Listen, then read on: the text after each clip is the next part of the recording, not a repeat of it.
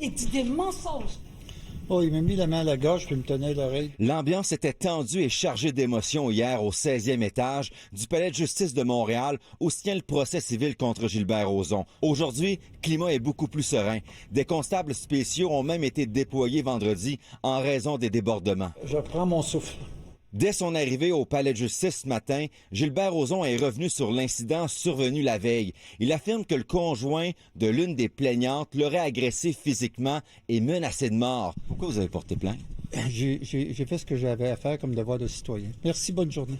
Avant de reprendre son témoignage vendredi matin, la juge s'est assurée que Gilbert Rozon était en état de poursuivre. Il est ensuite revenu sur les accusations de son ancienne belle-sœur, Martine Roy.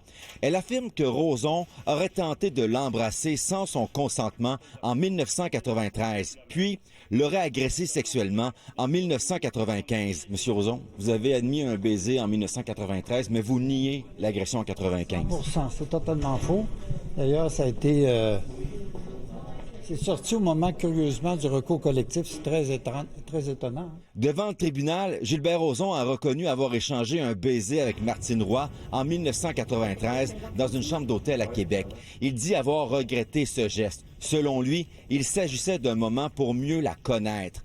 Après quelques verres de vin, il affirme qu'ils étaient tous deux un peu feeling. Je le cite, « Il n'y a eu aucun autre geste envers Martine.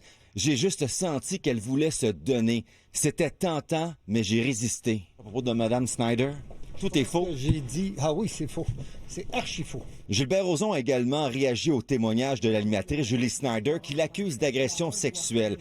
Les faits remonteraient à 1991 à Paris. Elle affirme que Rozon se serait glissé nu dans son lit pendant qu'elle dormait avec l'intention de la violer. Elle décrit un regard fou et méconnaissable. Rozon a nié fermement, affirmant devant la juge, lui faire l'amour durant son sommeil, ça a été inventé pour la télévision, pour faire un show.